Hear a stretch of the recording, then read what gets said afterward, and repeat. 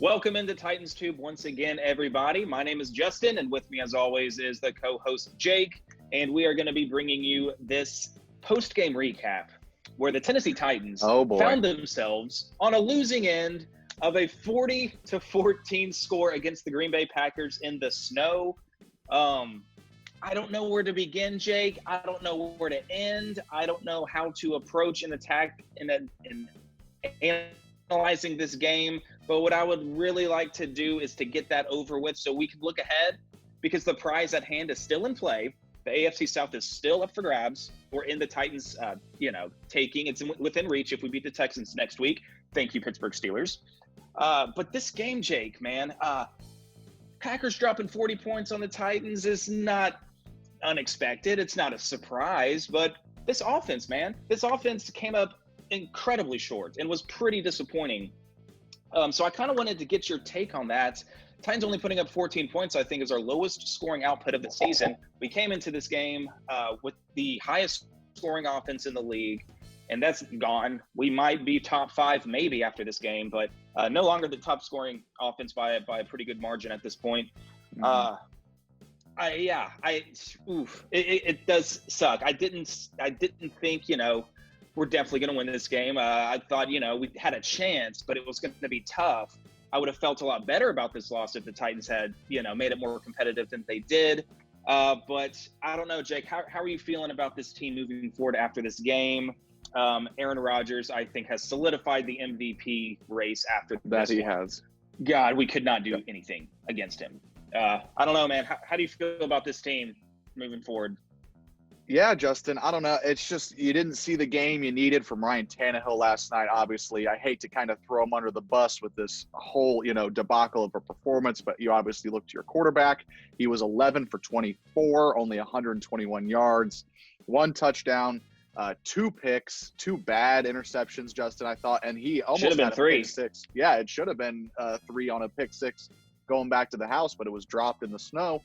Not the game you wanted to see from Ryan Tannehill, and definitely not the game you wanted to see from this Titans defense.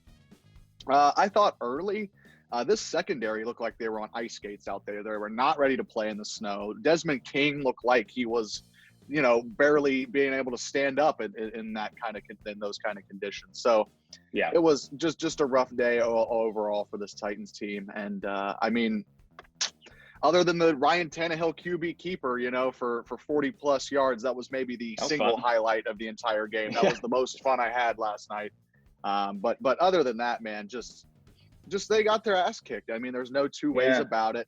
And it's, there were some comments who were mad at me for taking the Packers in this game. And they're, you're not you were smart. You're not a true fan for not picking your team and whatnot. Well, I'm a true fan of the Titans, and I've watched all their games this year. And if you trusted this defense to go beat Aaron Rodgers, you're wrong. And we saw that last night. And looking forward, Justin, yes, the AFC South is very much in the hand. I think this team goes to Houston and wins next week and wins their first division since 2008. But that being said, their realistic chances of being a Super Bowl contender this year, I don't know. It kind of just washed out for me last night. Yeah, I was kind of texting Caleb last night, and I was like, man, I would still love to have a division title. I would still love to, make the playoffs, obviously, and just to get in and see what happens. You never know, but I really at this point don't expect with this defense to win more than one playoff game. I think that might be our ceiling at this point. It depends on if we do win. The AFC South are getting the playoffs. In general, it depends on who we draw. We could still draw a tough matchup and be one and done in the playoffs. But yeah, after watching this defense just week in and week out, I just don't think how this offense can carry this defense to a Super Bowl or even an AFC Championship reappearance. Because the offense, when they're not clicking and they're struggling, this team has no chance. Our defense cannot be the squad that keeps us in the game. It's the offense that keeps this team in the game week in and week out. And I don't know, how much do you think the snow played a factor? I think if this game was on a neutral field in warm weather, we would still have probably gotten our butts kicked. But We definitely looked like a team that was playing in the snow for the very first time. We looked Yes. slow. We looked out of sorts. We didn't, you know, nothing was really working or going our way. The run blocking wasn't there. The pass blocking wasn't there. Tannehill was off. Uh, Even AJ Brown, he tried to drop that one pass, but he didn't. Yeah. Uh, yeah, it was just ugly. It was just kind of ugly. It looked like, yeah, we were kind of out there playing in the snow for the first time, and Green Bay was absolutely the team with that experience and knew exactly how to handle these kind of weather conditions. And it's tough. I mean, what are you going to do? Practice in Nashville in the snow to get ready for this kind of weather? You can't do it. I Yeah. can't remember the last time we played in the snow game. Uh, Obviously, you remember the debacle in New England, Mhm. 59-0, something like that. Horribly atrocious. This team has a bad track record, I think, in snow games in the modern era of Titans history. Mhm. Uh, but yeah, just sloppy on both sides of the ball. Even the defense, man. Early in the game, when the defense got that third down stop, that wasn't because Rashawn Evans grabbed the face mask. I was like, It all right, well, felt like that's an got to be early like dagger. one. Yeah. Yeah, it was the early dagger because I felt like, okay, that's the one time and maybe two, and if we're lucky, three complete total stops that we're going to get on this Packers offense. And then Rashawn Evans just kind of, it's just a dumb-headed play. Yeah, it just hurts. Yeah. Hurts to see. Um, And it so goes to the yeah, Rashawn Evans criticisms throughout the year that we've seen. He's the most penalized player on this Titans defense. I think he's the most penalized player on the team, actually. I think he got his 8th or 9th penalty last night with that hands to the good face. grief. And honestly, it should have counted as 2 penalties against his count because it was that important. The Titans were already in a 6-0 hole. They had Green Bay stopped in their own territory. They were going to have decent field position coming out of that.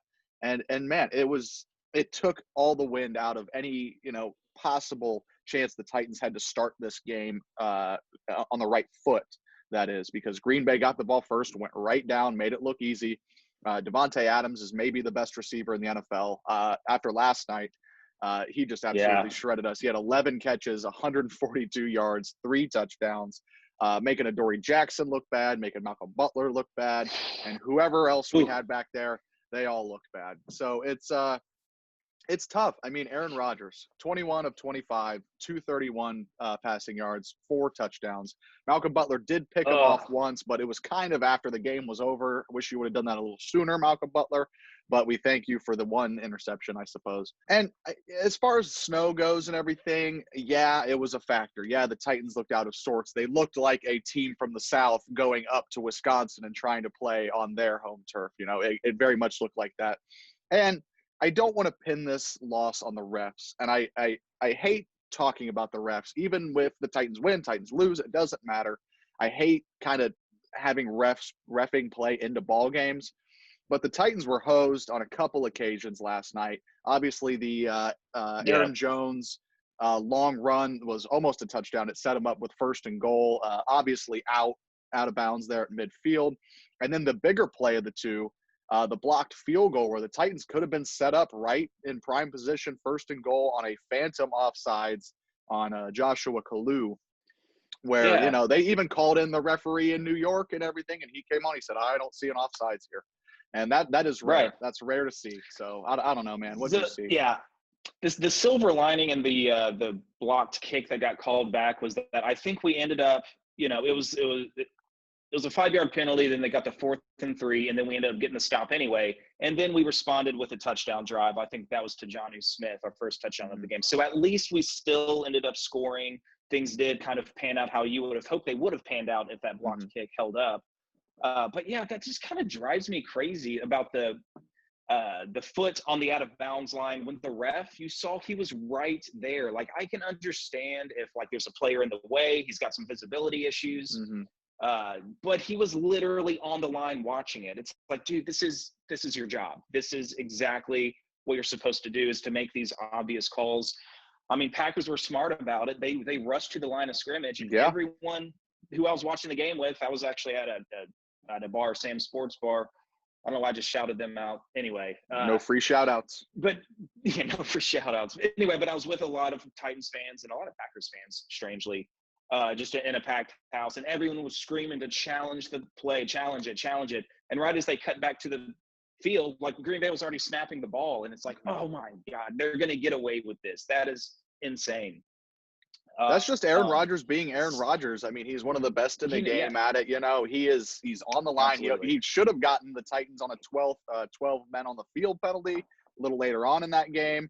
But the refs weren't in position. They blew it dead because the refs weren't ready. He's up there beating the refs to the ball and snapping it. So yeah, it's just can't do that against Aaron Rodgers.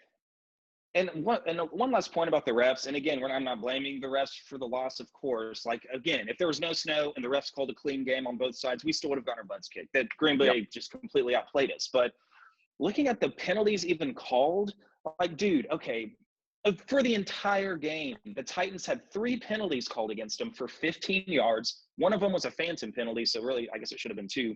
Green Bay had 0 penalties called against them. Wow. It's like, really?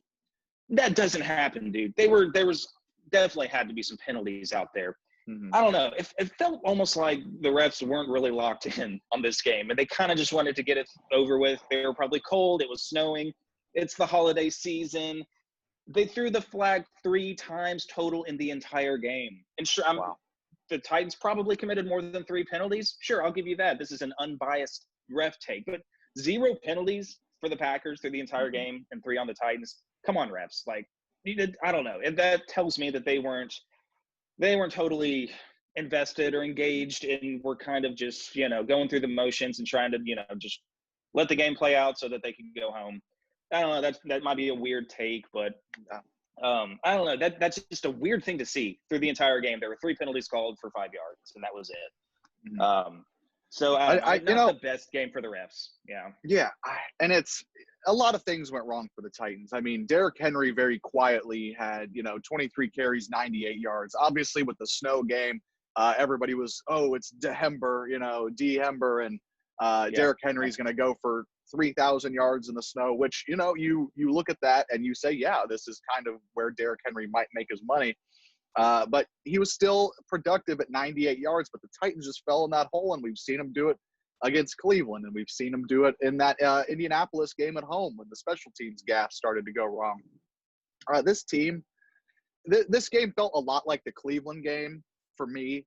The score was a lot closer, which was nice. Before the Packers blew it wide open, but Cleveland jumped out to the big lead. The Titans kind of weathered it, and just for a second there, they had a little bit of hope in that Cleveland game. The Packers got out to a big lead. Titans weathered the storm, and it was a 5-point game with 10 minutes left in the third quarter. Justin, the Titans had the momentum seemingly, and Tannehill scampers for the touchdown. It's 19-14. You're feeling okay. Yeah, maybe this team is going to respond, but not against Aaron Rodgers, man. This defense is too weak to go up against teams like this. Yeah. It's think about what Patrick Mahomes is going to do to us. If we do end up meeting him in Kansas City, it's going to be nightmares. Yeah. Who strangely won 17-14 against the Falcons. They had 10 points until the last 2 minutes of the game. Yeah. Fluky. I didn't think the Falcons had a defense that could hold the Chiefs to 10 points through 58 minutes of a ball game, but I don't know. But that's neither here nor there. Yeah, you had that 19-14 score cut down, and I kind of felt like, here we go. This is what the Titans do. This is where we make our move. We don't let our foot off the gas, no matter how things are stacked up against them. But yeah, it was just overwhelming onslaught of Aaron Rodgers in this offense. We had no answers. I mean, this is probably, if you're the Packers, you feel really good about this game because you still have your doubters. You still had, they haven't proven that they can beat a quality opponent. They did beat New Orleans, but I think that's their one quality win throughout the entire season. And they made a big statement. They took it to the Titans, and I think they expected their offense to do what they did, but this was a big game for their defense. And yeah, Derrick Henry gets 98 yards on 28 carries. So that I think would consider shutting him down in a sense. He averaged 4.3 yards a carry, but his longest run was 10. So he never got a big chunk gain. He never gashed through that Packers defense through any of his 23 carries.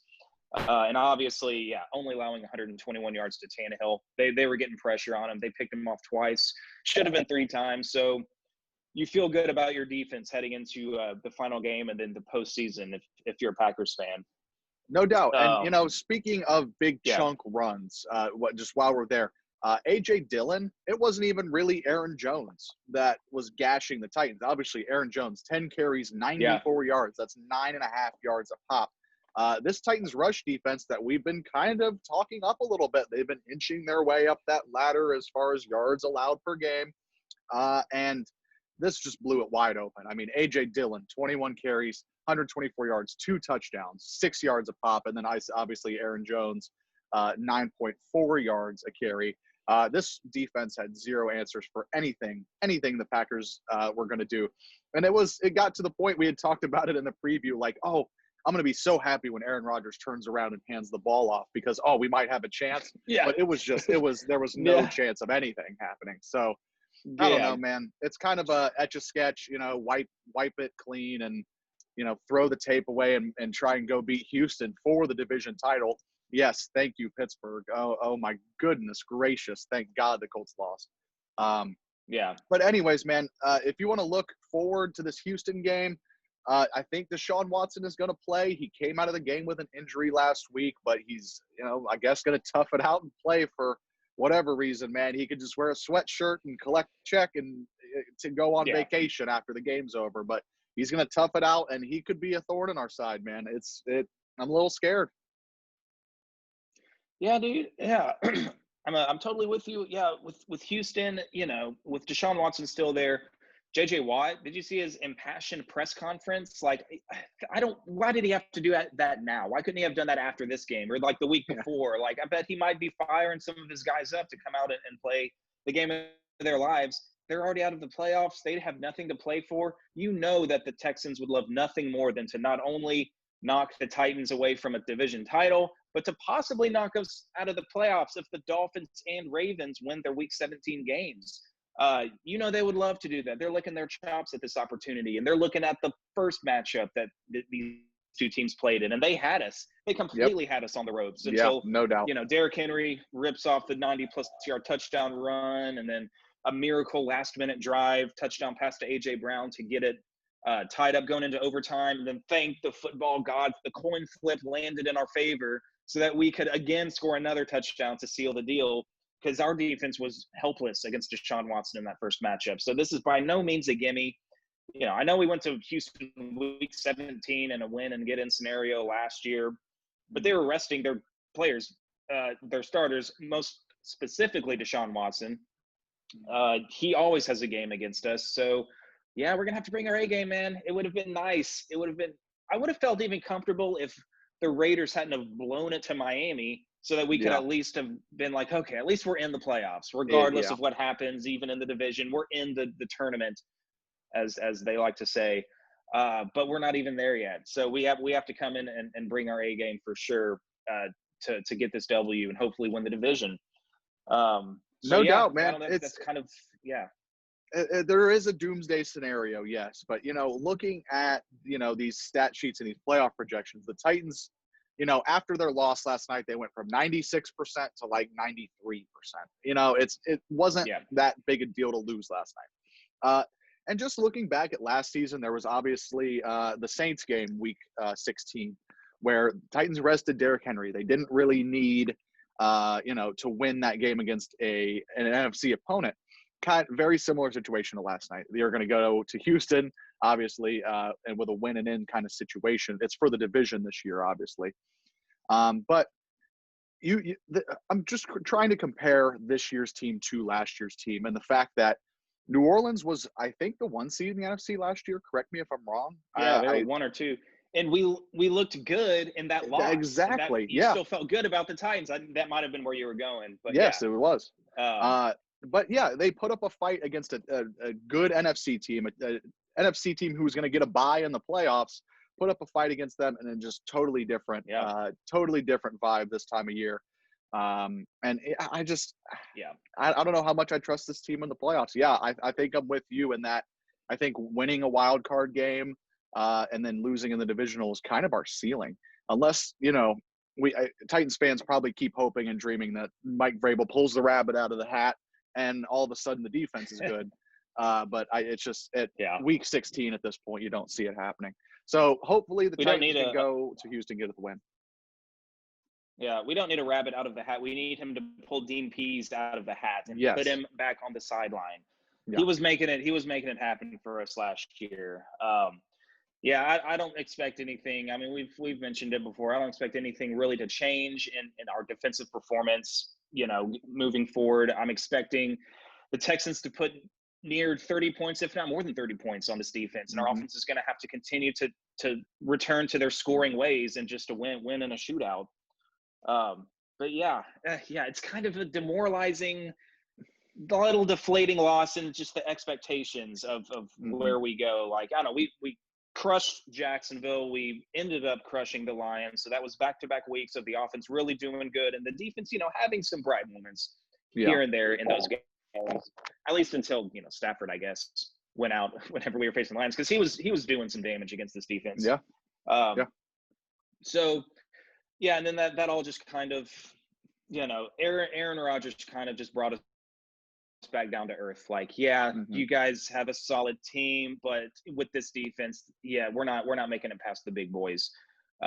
So it just depends, but still, like, even if the Super Bowl window might be closed for this year, it would still be nice. It would still be a feel-good season. It would be a fun season. It would be a semi-successful season if we won the division, got a playoff win, and then let's turn around, look for next year, build up this defense, just draft pass rush in the draft. Yep. Because, man, dude, we've been waiting for Malcolm Butler, Adoree Jackson, and Desmond King to all be on the field at the same time. And we go out and just have one of the worst defensive performances of the season. And that's saying a whole lot. Some of that could be weather. A lot of that is Aaron Rodgers. But, I mean, the secondary is roster-wise back to full strength. So hopefully, they can do some damage and make some plays against Deshaun Watson, and then we'll see what happens in the playoffs. But, yeah, just kind of a deflating to your expectations of what we saw on Sunday night. And the Titans came into this one winning 4 out of their last 5, and it felt like the ball was starting to roll a little bit like it did last year in December. We started stacking up wins, and it was kind of look out for the Titans. Oh, the Titans have the highest scoring offense in football. Who knew, and it definitely took the wind out of the Titans' sails, I think. But, when it comes down to it, this team still has a 90+% chance to make the playoffs. Still a very, favorable spot to be in. Go win your Week 17 game against a 5-9 or whatever Houston Texans team, or 5-10 probably. Who knows? But go win that game against a Houston team who has their bags packed, and you win the division. I mean, that's what you would hope for every single year going into it. So, yes, I think when we started, I can't remember if I said it on tape or not, but as far as this season went, I wanted to see a division title. If we are a one and done in the playoffs, at least we saw the first division title since 2008, something, the Titans have had incredible trouble with over the years, beating the 8 teams in their division, stacking those wins against teams that they should beat, and that's progress at least.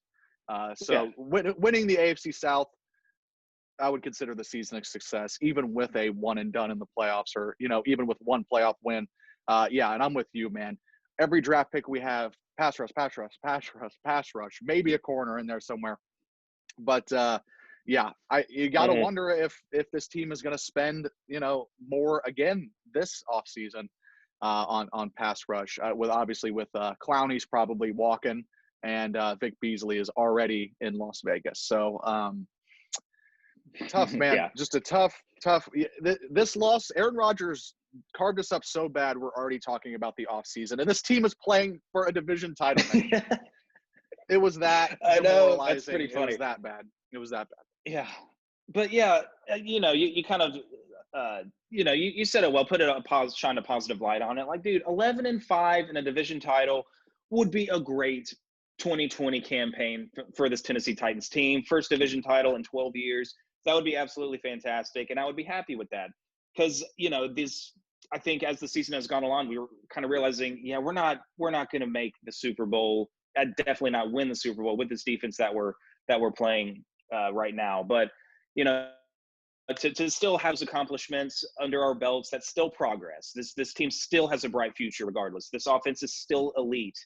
Um, Hopefully we'll see what happens with Arthur Smith going forward, but Mhm. the future is still bright with this team, even if Super Bowl is kind of an afterthought, kind of a dream for the rest of this year at least. But Mhm. get your division title, maybe get a playoff win, and just address this defense and really make a run at it again in 2021. I still like. We got a lot of good pieces here. Mike Vrabel, I still think is a fantastic head coach. Definitely need to seriously consider a defensive coordinator change, though. Definitely, whether it's him or Shane Bowen, I don't know who's doing the heavy lifting and calling the defense, but it's not working. It's not Mhm. working. We have 16 games of sample size without a legitimate defensive coordinator. Surely John Robinson sees that, and he's a general manager that is not afraid to put the hammer down and to throw his fist down. You got to think that Mike Vrabel and him have a great relationship. I mean, he gave Malarkey that fire your whole staff or we're getting rid of you. And he was like, no, I like my staff. And he was like, all right, we're getting rid of you. So Yeah. goodbye. I'm not saying he's going to fire Mike Vrabel if he doesn't hire a defensive coordinator, but John Robinson will throw the hammer down. And I think he's got to be unhappy with how this defense has performed through this entire season. Exactly. I'm really, really glad you brought that up. That's what I was going to kind of close this episode with. Is I was thinking about the same exact thing last night before I went to bed after that game. John Robinson's not going to sit around and watch this for too long. You've seen him go scorched earth many a time. If Yeah. a certain group or a certain player not performing, certain coach not performing, he's definitely not afraid to throw it down. And you got to wonder, when that heart to heart's going to happen. He's going to knock on Mike Vrabel's office door, come in and say, "Have a seat, Mike. We got to chat about your defensive coordinating." Yeah. You would think that that's already happening in this facility, but Sure. For sure. yeah, we've seen the same old movie, 15 games out of this season with this defense, and it's not going to get better. I don't know what you do. This was, a pretty well-performing group as far as defense goes last year, mostly the same roster, honestly. You subtract Dean Pease out of there, and now they're one of the worst defenses in football. So yeah, man, I don't know what you do with it other than try to address it in the offseason and try again in 2021. Aaron Rodgers has us talking about 2021. Brutal, man. Do you have anything to go out on here? Again, address the defensive performance really quick, because a lot of people, obviously you look at Mike Vrabel, you look at the lack of defensive coordinator, and it's got to be the scheme, right? Because we have a lot of the same personnel from last year. But I've seen some rumblings, and even maybe from Vrabel himself, saying that a lot of it too is we do the best we can to put the players in position to win, but it's also on the players to win their matchup. So how much is it the players not winning their matchup versus Vrabel putting them in the right position on any given down and distance situation? Mm-hmm. It's kind of hard to tell, but again, with Dean Pease, that's your main difference. I mean, yeah, you had Jarrell Casey, yeah, you had Logan Ryan, but other than that, it's more or less the same defense. And I guess they were winning their matchups. Why aren't they winning them this year? That wouldn't really make a whole lot of sense. So you got to think it's the scheme and the defensive coordinator change. That's what I am kind of leaning towards. Like, surely there are many moments where the defender doesn't make a play and they were in position to make the play. Everything was called right and executed right on the defensive side, but the player just couldn't make the play. Davian Clowney wraps up the quarterback, somehow doesn't bring him down for a sack. That happened like 3 or 4 times when he was on the field with us. So I don't know. I was going to kind of tag that on at the end of just talking about the defensive coordinator position moving forward for the future. But that's kind of all I got for, talking about this game, looking ahead. Still a bright future, still a lot of football, hopefully, to be played for this Titans team. Hopefully we can get that division title. And, who knows? Who knows what's going on in the playoffs? We didn't think we had a chance against the Ravens last year, and sure, we pulled off that upset. So anything could happen, but Aaron Rodgers. 2021, man. If we played, I'm so glad we don't play in that division. I can't imagine being a Bears, Vikings, or Lions fan, because they see this twice a year, and we only see him once every 4 years. Somehow we destroyed him with Mariota at quarterback. We had Dick LeBeau on defense, though, defensive coordinator. There you go, Vrabel. Yeah, where's Dick LeBeau at? Well, let's get him some coffee, bring him back on the sideline, see if he can't do a thing or two. There you go. He's probably 90 plus years old now, but good Lord, he would be an upgrade at this point. Yeah, man. Yeah. Just a tough loss. Like I said, etch a sketch it, just erase it and throw away the film and go try and beat Houston. You're playing for a division title. That's the silver lining is, and I think Mike Vrabel said that in his press conference today is the silver lining of all this is in the NFL, you don't get very many second chances. They had a chance to win the AFC South last night. They obviously didn't do that. And then, they still have a chance to win the AFC South. They still control their own destiny. So second chances don't come around often in the NFL. So hopefully this team takes advantage and we're celebrating a division title this time next week, Justin. So let's try and keep our heads up. Maybe not quite talk about the offseason yet. Keep the head up and tighten up. And we'll see what we can get done in the playoffs. I like what you said. Anything can happen. Didn't think we had a chance, really going into Foxborough or Baltimore last year. But, something magic about this team struck a chord, and maybe we can get that lightning in a bottle twice. So tighten up, man. Like, comment, subscribe, all that jazz. Tell us what you thought about the game. I know it's probably going to be a lot of this defense is horrible, but, as it We're with goes. you. We're with you on that. All right, Justin. You have a good one, my good sir. One as well. And, Happy holidays. We'll see you. We'll see you guys in the next one. the preview. We got a preview video coming at the end of this week, and our very last weekly picks video for Week 17. I'm sad, Jake, but we're gonna see who ends up winning for the season-long tally that we've been keeping. So it's getting close. It's getting close. It's pretty intense. All right. Perfect. All right, you guys have a good one. See y'all. Peace. Enjoy your New Year's. Peace.